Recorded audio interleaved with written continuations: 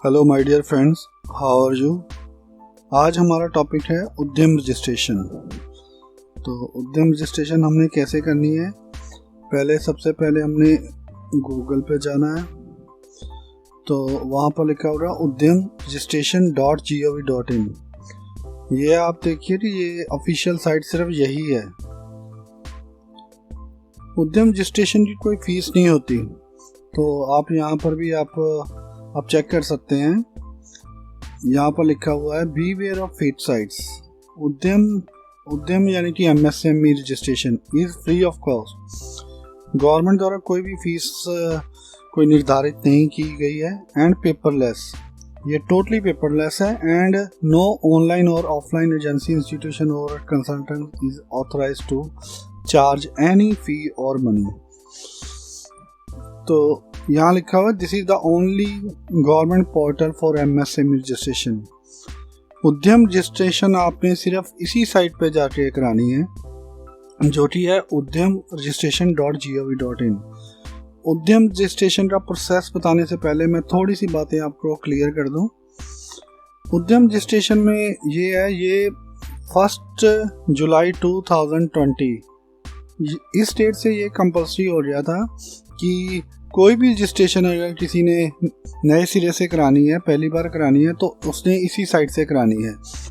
अगर किसी ने रजिस्ट्रेशन ऑलरेडी करवाई हुई है, आधार उद्योग की एट्सेट्रा, तो उसको हमने यहाँ पर माइग्रेट करना है। यू कैन माइग्रेट टू उद्यम रजिस्ट्रेशन हेयर। तो इसलिए उसका जो भी UM नंबर है, रजिस्ट्रेशन नंबर, तो वो हमने यहाँ भरकर आगे का प्रोसेस करना है। तो इसका मतलब यहाँ पर हमारे पास दो तरह के प्रोसेस हैं। एक ऐसा प्रोसेस जिन्होंने for new entrepreneur who are not registered yet as MSME और दोज विद EM2, जिसने कभी भी कोई रजिस्ट्रेशन नहीं करवाई, जो फर्स्ट टाइम रजिस्ट्रेशन करवा रहा है, उसने तो यहाँ क्लिक करना है। और जिसने ऑलरेडी रजिस्ट्रेशन कराई हुई है, कोई भी आधार उद्योग की, तो वो यहाँ पर क्लिक करेगा। फिर भी उद्यम रजिस्ट्रेशन से प्रोसेस बताने से पहले मैं आपको थोड़ी सी चीज़ें और क्लियर कर दूं, जिससे आपको ये पता चल जाए कि ये किसके लिए रिक्वायर्ड होती है। ये इम्पोर्टेंट टू नो है। An enterprise shall be classified as micro small और medium enterprise on the basis of the following criteria. तो यहाँ पर क्राइटेरिया उन्होंने बताया हुआ है कि इससे आप ये पता लगा सकते हैं कि आपने माइक्रो स्मॉल और मीडियम एंटरप्राइजेज की रजिस्ट्रेशन जो आपको आएगी, वो आप इसी कैटेगरी में आओगे। तो सबसे पहले a micro enterprise where the investment in plant and machinery. अगर किसी एंटरप्राइज की प्लांट एंड मशीनरी में इन्वेस्टमेंट और equipment does not exceed 1 crore rupees, 1 crore से ऊपर इन्वेस्टमेंट नहीं है प्लांट एंड मशीनरी में, तो यहाँ इंपॉर्टेंट वर्ड है प्लांट एंड मशीनरी और इक्विपमेंट। एंड का मतलब कि यानी ये भी कंडीशन फुलफिल होनी चाहिए, और प्लस ये भी and turnover does not exceed 5 crore, तो उसकी जो टर्नओवर है वो 5 करोड़ से एक्सीड नहीं है। यानी दोनों कंडीशनें साइमल्टेनियसली फुलफिल होनी चाहिए, तो वो आता है माइक्रो एंटरप्राइज की कैटेगरी में। A small enterprise where the investment in plant and machinery equipment does not exceed 10 crore. यहाँ पर जो प्लांट एंड मशीनरी में इन्वेस्टमेंट बताई गई है वो है does not exceed 10 crore. And turnover does not exceed 50 crore. जो टर्नओवर है वो 50 करोड़ से अबव नहीं होनी चाहिए। तो इसमें ये कैटेगरी स्मॉल एंटरप्राइजेस की होगी। और मीडियम एंटरप्राइज में where the investment in plant and machinery और equipment does not exceed 50 crore. यहाँ पर 50 करोड़ है कि प्लांट एंड मशीनरी और इक्विपमेंट में इन्वेस्टमेंट इससे ज़्यादा नहीं होनी चाहिए। And turnover does not exceed 250 crore, 250 crore से ज़्यादा इन्वेस्टमेंट जो है टर्नओवर वो एक्सीड नहीं होनी चाहिए। तो इससे आप ये आइडिया हो जाता है कि आप माइक्रो एंटरप्राइजेज की कैटेगरी में या स्मॉल में या फिर मीडियम एंटरप्राइजेज में। थोड़ा सा मैं आपको और यहाँ पर बताना चाहता हूँ, तो आप थोड़ी सी और देख लीजिए यहाँ लिखा है MSME रजिस्ट्रेशन इज फ्री। बहुत सी साइट है और हैं जहाँ पर वो कोई फीस चार्ज करते हैं। आपने किसी दूसरी साइट पे नहीं जाना, इस साइट पे टोटली फ्री है और यही गवर्नमेंट की ऑफिशियल साइट है। एंड पेपरलेस, कोई पेपर वगैरह साथ में अटैच नहीं होना। And based on the self declaration, ये सेल्फ डिक्लेरेशन के बेस पर है। MSME registration process is fully online, paperless and based on self declaration. No document और proof are required to be uploaded for registration in MSME। MSME में कोई भी document upload करने की ज़रूरत नहीं होती, सिर्फ आधार जो है, आधार नंबर ही सफिशिएंट होता है। PAN and GST linked details on investment and turnover of enterprise will be taken automatically from government databases।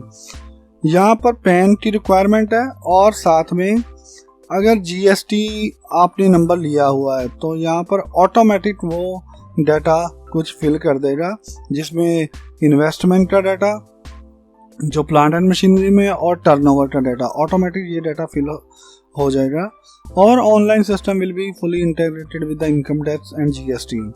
इनका जो रजिस्ट्रेशन प्रोसेस है वो ऑलरेडी इंटीग्रेटेड है इनकम टैक्स साइट से और GST साइट से, वहाँ से ऑटोमेटिकली फिगर्स यहाँ पर आ जाएगी।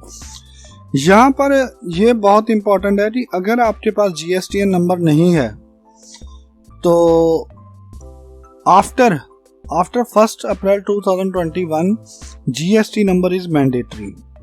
तब तक GST जो नंबर है वो ऑप्शनल है।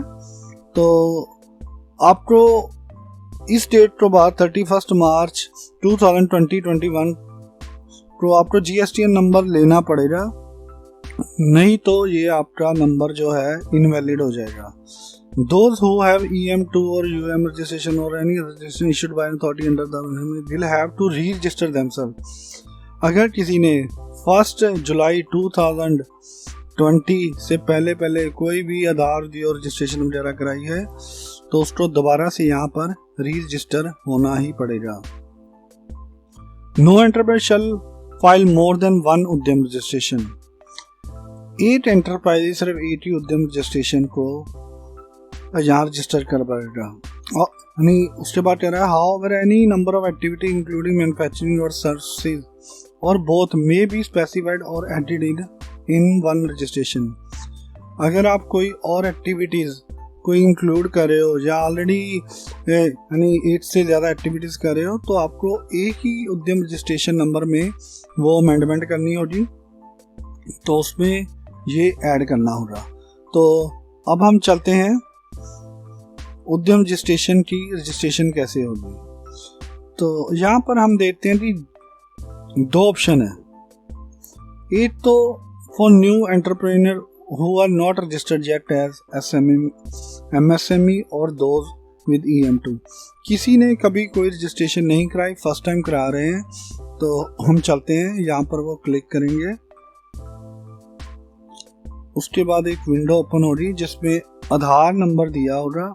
आधार नंबर आपने यहाँ पर लिखना है और नेम ऑफ एंटरप्रेन्योर, और यहाँ पर उसका नेम आ जाएगा, नेम एज पर आधार। जो भी आधार में नाम लिखा हुआ है वो एज इट इज़ यहाँ लिखना है। फॉर एग्जांपल यहाँ पर आधार नंबर हम डाल रहे हैं जो भी लिखा हुआ है, और पर्सन का नाम है सुरिंदर सिंह, तो सुरिंदर सिंह अगर लिखा हुआ है एज इट इज़ आधार में तो same as it is same word में यहाँ पर लिखना होगा। ऐसा नहीं है कि आप अगर आधार में उसमें कोई उसकी आगे भी नाम लिखा है सुरिंदर सिंह सानी एटसेट्रा एटसेट्रा, तो वो वर्ड यहाँ इंक्लूड नहीं होगा, सिर्फ सुरिंदर सिंह होगा। यहाँ मैं आपको बता दूँ कि आधार नंबर जो है वो आधार नंबर में आपको मोबाइल लिंक करना ही पड़ेगा। अगर आपका मोबाइल आधार से लिंक नहीं है तो आपकी रजिस्ट्रेशन नहीं हो सकती। तो फर्स्ट ऑफ ऑल आपको आधार नंबर से मोबाइल लिंक करना ही पड़ेगा, क्योंकि वहाँ पर OTP आएगा। OTP जब तक आप OTP नहीं भरोगे तब तक ये आगे नहीं चलेगा। थोड़ा सा मैं यहाँ और बता दूँ, यहाँ आप देखिए Aadhaar number shall be required for Udyam registration. बिना आधार के उद्यम रजिस्ट्रेशन पॉसिबल नहीं है। तो दूसरा हमने आधार नंबर किसका लेना है? The Aadhaar number shall B of the proprietor in the case of proprietorship firm. Proprietorship firm में आधार नंबर प्रोप्राइटर का चलेगा। Of the managing partner in the case of partnership firm. Partnership firm में managing partner जो भी है। End of ए कर्ता in the case of HUF. HUF में कर्ता का आधार नंबर चलेगा।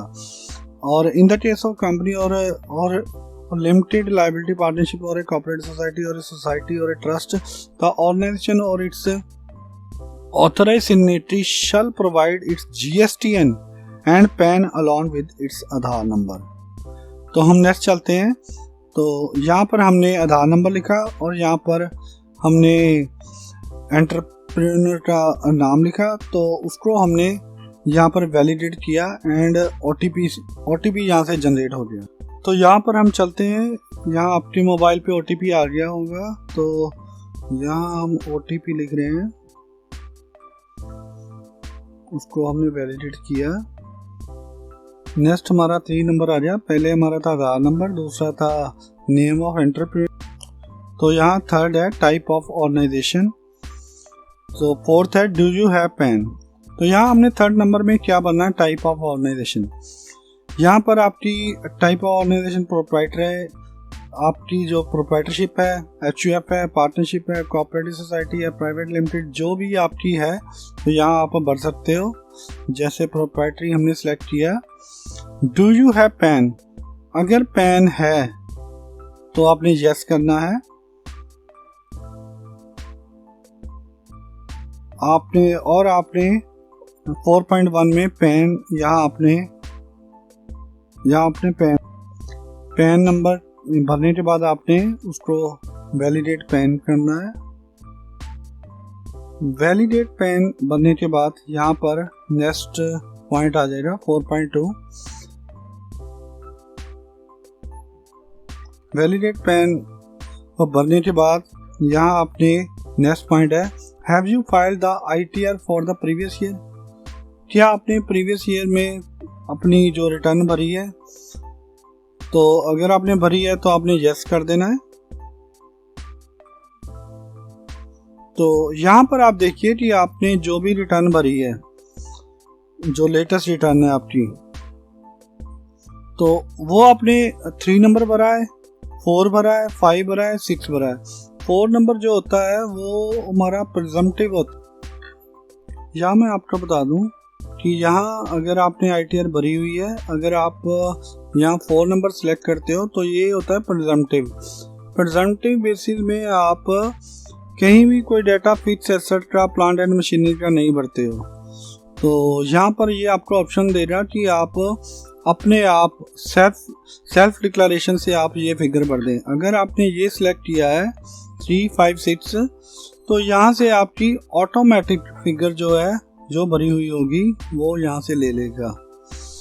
तो इसलिए यहाँ पर इम्पोर्टेंट है कि आपने ITR 3 भरी है, 4 भरी हुई है, 5 भरी है कि 6 भरी है।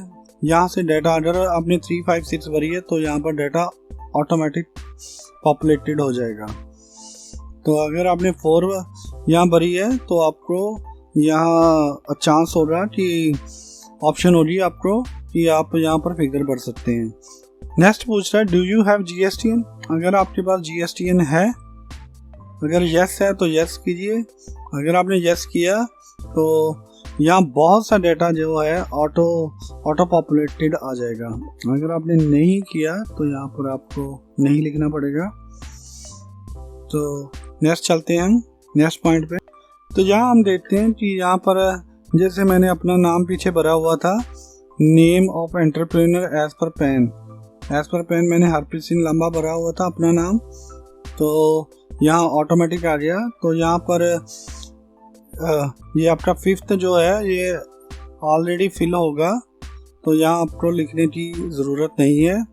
ये पेन पर जो भी नाम लिखा होगा वो ऑटोमेटिक यहाँ पर आ जाएगा। 6 नंबर में आपने यहाँ मोबाइल नंबर भरना है, 7 में ईमेल भरनी है, 8 में आपने सोशल कैटेगरी भरनी है कि आप जनरल हो, SC हो, ST हो या OBC हो। तो 9th में जेंडर भरना है और 10th में आप किसी तरह का कोई दिव्यांग या कोई डिसेबिलिटी तो नहीं है, तो अगर है तो यहाँ, नहीं तो नहीं। 11th में है नेम ऑफ एंटरप्राइज। यहाँ पर आपको जो फिगर है, जो भी आपका फर्म नेम है, जो आप चाहते हो कि फर्म नेम हमारा ये है, उसको आपने रजिस्टर्ड करना है, तो यहाँ पर आप लिख सकते हो नेम ऑफ एंटरप्राइजेज। तो यहाँ पर आपने अपनी फर्म का नेम लिखना है। नेक्स्ट है, यहाँ पर है प्लांट यूनिट नेम। तो यहाँ पर अगर आपका कोई प्लांट है या यूनिट है तो यहाँ पर उसका आपने नाम लिख देना है और साथ में उसको ऐड यूनिट भी कर देना है। तो 12th में लोकेशन ऑफ प्लांट यूनिट, जो आपने यहाँ पर प्लांट या यूनिट का नाम भरा था उसकी यहाँ पर आपने लोकेशन देनी है कि उसकी एड्रेस क्या है, उसका ये क्या है पूरा। जैसे प्लांट नेम आ गया यहाँ पर, यहाँ यूनिट नेम आ गया तो यूनिट नेम भर दिया, उसका flat, door, block number, princess, village, town, block, street etcetera, जो भी एड्रेस है यहाँ पर आपने भर देना है और आखिर में आपने ऐड प्लांट कर देना है। तो इसका मतलब यहाँ पर आपका जो भी प्लांट और यूनिट का नेम और उसका एड्रेस आ जाएगा। 13th पॉइंट में ऑफिशियल एड्रेस ऑफ एंटरप्राइज, जो आपका ऑफिशियल, जो आपने फर्म नेम दिया हुआ है, यहाँ पीछे जो आपने 11 पर फर्म नेम दिया है उसका जो ऑफिशियल एड्रेस है वो यहाँ पर आएगा, ऑफिशियल एड्रेस ऑफ एंटरप्राइज। ये आपका मेन एड्रेस होगा, तो यहाँ पर आपने सारा मेन एड्रेस भर देना है। तो 14th पॉइंट पे वो पूछ रहा है कि previous EM to UM registration number if any. अगर कोई आपको कोई रजिस्ट्रेशन आप ऑलरेडी आपने करवाई हुई थी तो उसका कोई रजिस्ट्रेशन नंबर है तो वो आपने यहाँ भर देना है। स्टेटस ऑफ एंटरप्राइज, तो यहाँ पर आपने अपनी एंटरप्राइज का स्टेटस क्या है वो भर देना है। तो इसमें क्या आएगा, सबसे पहले आएगा date of incorporation registration. 15 point में जो भी आपने जब से आपने काम स्टार्ट किया था तो उसकी कोई डेट ऑफ इनकॉर्पोरेशन हो सकती है, कोई रजिस्ट्रेशन हो सकती है, जैसे पार्टनरशिप फर्म है उसकी कोई रजिस्ट्रेशन हो सकती है, एक्सेट्रा एक्सेट्रा। तो यहाँ ए पॉइंट पर आ जाएगा। बी पॉइंट पर आएगा वेदर प्रोडक्शन बिजनेस कमेंस्ड। आपने अपना बिजनेस स्टार्ट यहाँ पर अगर आपने कर दिया है तो यहाँ आपने यस भरना है, नहीं किया तो नहीं। अगर आपने यस भरा है तो उसकी डेट ऑफ कमेंसमेंट भी आपको यहाँ भरनी पड़ेगी। यहाँ पर आपकी आ रही बैंक डिटेल, तो यहाँ पर आपका बैंक नेम आ गया, enter bank name, IFSC code आ गया और यहाँ पर बैंक अकाउंट नंबर आ गया 16th पॉइंट पर। 17th पॉइंट पर यहाँ पर आप देखिए जरा, ये थोड़ा इम्पोर्टेंट है। MSME की रजिस्ट्रेशन है वो ट्रेडर को अवेलेबल नहीं है, सबसे इम्पोर्टेंट बात। तो यहाँ सिर्फ वो जो MSME की रजिस्ट्रेशन है, उद्यम रजिस्ट्रेशन है, वो इधर मैन्युफैक्चरिंग और सर्विसेज वालों को ही अवेलेबल है। तो पहले चलते हैं कि आपने ये सिलेक्ट कैसे करना है। इसमें आपको थोड़ा सा टाइम लगेगा, तो बड़े ध्यान से आपने देखना है कि आपकी मैन्युफैक्चरिंग है कि सर्विस है। मैन्युफैक्चरिंग और सर्विस में थोड़ा सा डिफरेंस होता है। सर्विस में आप किसी प्रकार की कोई मैन्युफैक्चरिंग एक्सेट्रा नहीं करते, आप ना ही कोई ट्रेडिंग, कोई गुड्स की ट्रेड करते हो, सिर्फ अपनी सर्विस देते हो और उसके बदले आपको सर्विस चार्जेस मिलते हैं, जो भी इनकम। तो मैन्युफैक्चरिंग में आप कोई चीज़ प्रोड्यूस करते हो तो यहाँ पर फिर आपने मैन्युफैक्चरिंग सेलेक्ट कर लेना है। तो 18th पॉइंट पे आपने उसकी आगे जो कैटेगरी है यहाँ पूरा उसका नंबर देना है। तो ये कैसे सिलेक्ट होगा ये आप देखिए। अगर मान लीजिए मैं सर्विसेज सिलेक्ट करता हूँ तो यहाँ मैं कैसे कोड सिलेक्ट करूँगा। सबसे पहले मैंने सर्विस यहाँ सिलेक्ट की। 18th पॉइंट पे यहाँ मैं सर्विस अगेन सिलेक्ट कर दूंगा। तो सर्विस में यहाँ पर आगे खुल जाएगा टू डिजिट आ जाएंगे।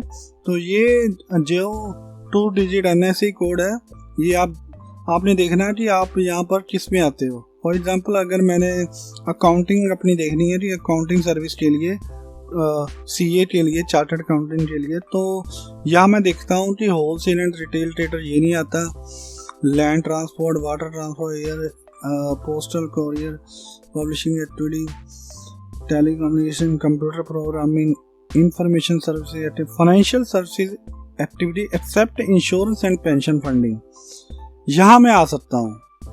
तो ये पॉइंट हो रहा है 64। इंश्योरेंस, आपने ये देखना है कि आपने जो डालना है ना यहाँ पर कोड, वो मोस्ट सूटेबल हो, जो भी आपकी सर्विस है वो मोस्ट सूटेबल हो। तो पहले आपने यहाँ देख लिया कि मैं यहाँ भी आ सकता हूँ। फिर 65 में इंश्योरेंस, री इंश्योरेंस यहाँ नहीं आता, अदर फाइनेंशियल एक्टिविटीज़ में भी शायद हो सकता है, तो वहाँ भी हम जाके देखेंगे। तो लास्ट में 69 लीगल एंड अकाउंटिंग, 69 में है लीगल एंड अकाउंटिंग एक्टिविटीज़। तो यहाँ पर मैं लिखता जा रहा हूँ कि मैं कौन सी सर्विस में आ सकता हूँ, पहले तो ये देखना है। तो ये 64 पॉइंट था। तो उसके बाद 64 के बाद 66 भी हो सकता है, तो 69 भी हो सकता है। नेक्स्ट में मैं देखूंगा activities of head office, no architecture. तो आपने यहाँ से मोस्ट सूटेबल कैटेगरी फाइंड करनी है। तो मैं यहाँ देखता हूँ कि मेरे पास मोस्ट सूटेबल ये 3 कैटेगरी है। तो पहले मैं 64 में जाके देखता हूँ। 64 में जाकर मैंने चेक किया फाइनेंशियल में, वहाँ बताएगा central banking, other monetary activities of holding. तो यहाँ पर नहीं आ रहा, तो इसलिए मैं इसको यहीं पे छोड़ दूंगा। तो इसलिए 64 के बाद मैंने 66 भी देखा था, तो उसको सिलेक्ट किया मैंने। Administration and financial markets etcetera etcetera, यहाँ भी नहीं आ रहा। तो लास्ट मैंने 69 भी सिलेक्ट किया था। 69 में जाके मैं चेक कर देता हूँ। लीगल एक्टिविटी यहाँ पर आ रहा है, accounting, book keeping and auditing activities, tax consultancy. तो यहाँ मैं ये सिलेक्ट करूँगा। जो NSA 5th डिजिट कोड है, तो ये मैं यहाँ से सिलेक्ट करूँगा। Accounting, book keeping and auditing activities, तो टैक्स कंसल्टेंसी, यहाँ पर जो भी मेरा सूटेबल हो रहा है तो यहाँ पर मैं सिलेक्शन कर लूँगा उसकी। तो इसलिए आपने ये जो मोस्ट सूटेबल है वो आपने यहाँ मेंशन कर देना है 69 201। तो यहाँ पर आपका जो ये सिलेक्ट हो रहा है उसको आपने ऐड एक्टिविटी कर दिया। ये सबसे मुश्किल थोड़ा पार्ट होता है, इसको आपने बड़े ध्यान से देखना है। नेक्स्ट है नंबर ऑफ पर्सन्स एम्प्लॉयड, कितने पर्सन्स आपने एम्प्लॉयड किए, मेल कितने हैं, फीमेल कितने हैं, अदर्स कितने हैं, टोटल कितने हैं। फॉर एग्जांपल मैं अगर 6 मेल लिखता हूँ और 2 फीमेल लिखता हूँ तो टोटल 8 आ गए। तो यहाँ पर आपको एम्प्लॉइज की डिटेल देनी पड़ेगी कि कितने आपके पास पर्सन एम्प्लॉयड हैं। तो नेक्स्ट हम चलते हैं, हमारा जो पार्ट है रिटन डाउन वैल्यू, ये भी थोड़ा टिपिकल है। तो और फिर भी हम देखते हैं कि यहाँ पर हमने फिगर्स कैसे भरनी है। मैंने आपको पहले भी बताया कि अगर आपने GSTN नंबर ऑलरेडी फिल किया है तो यहाँ पर ऑटो पॉपुलेटेड होगा। तो यहाँ पर देखिए, सिंस यू हैव पैन, आपके पास पैन तो है ही है, your return down value and total turnover would be auto field from your ITR। इसने ये डाटा आपकी ITR से उठाना है। अगर आपने ITR 3, 5 एंड 6 भरी हुई है, जैसे मैंने पहले भी कहा था कि अगर आपने ITR 4 भरी हुई है तो यहाँ पर आपको डाटा फिल करना पड़ेगा। अगर आपने ITR 3, 5 और 6 भरी है तो ये ऑटोमेटिक डाटा जो है ऑटो फिल होके आएगा। If the same has been filed for the relevant previous year, if it has not been filed in that particular previous year, then these boxes may be filled in on self declaration basis। तो यहाँ पर self declaration है आपकी कि इतना part आपका plant and machinery में invested है, रिटर्न डाउन वैल्यू क्या है उसकी।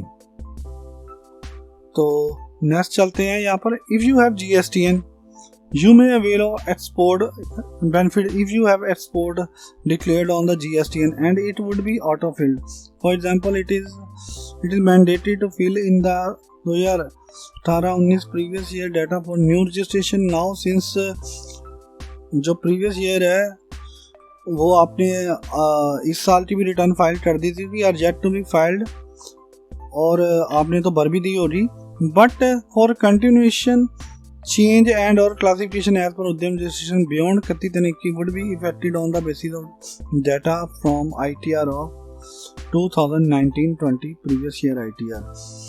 तो अब हम देखते हैं कि investment in plant and machinery और इक्विपमेंट का क्या मतलब है। तो आपको एक चीज़ पता होगी कि यहाँ पर आपने एक्चुअल कॉस्ट होती है और एक होती है रिटर्न डाउन वैल्यू।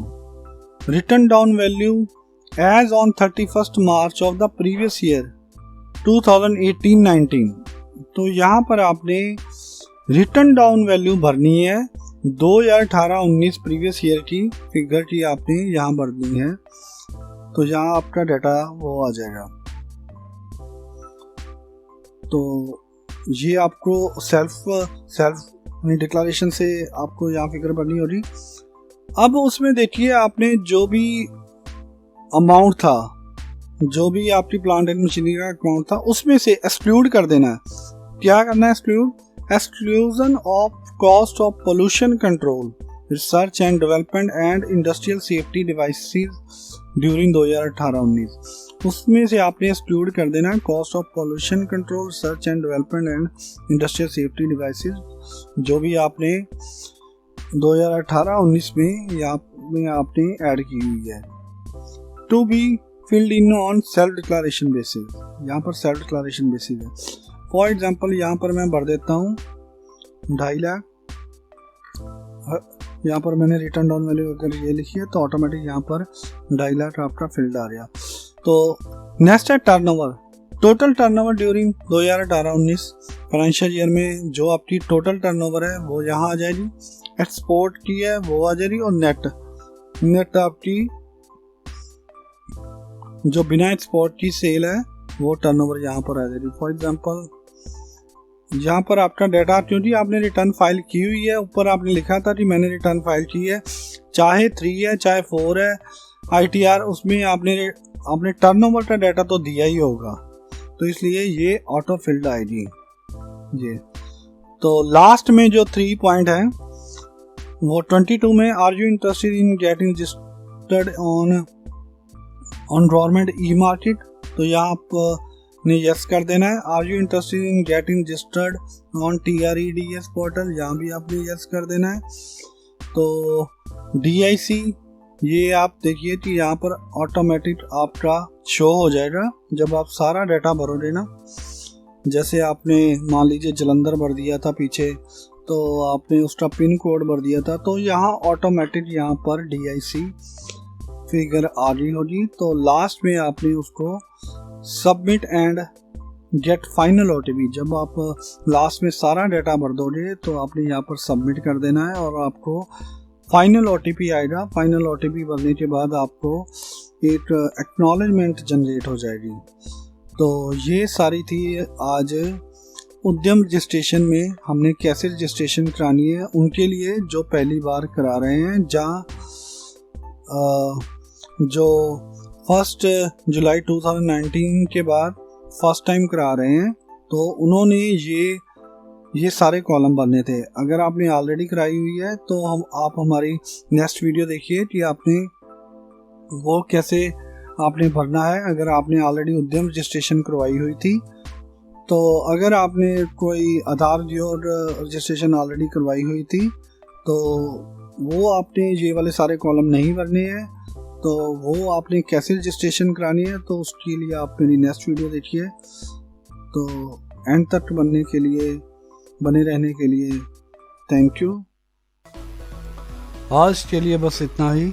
अगर आपको मेरी ये वीडियो पसंद आई है तो आप इसको लाइक करना ना भूलें और साथ में शेयर करना ना भूलें, और साथ में मेरे चैनल को सब्सक्राइब करना ना भूलें। Okay, thanks.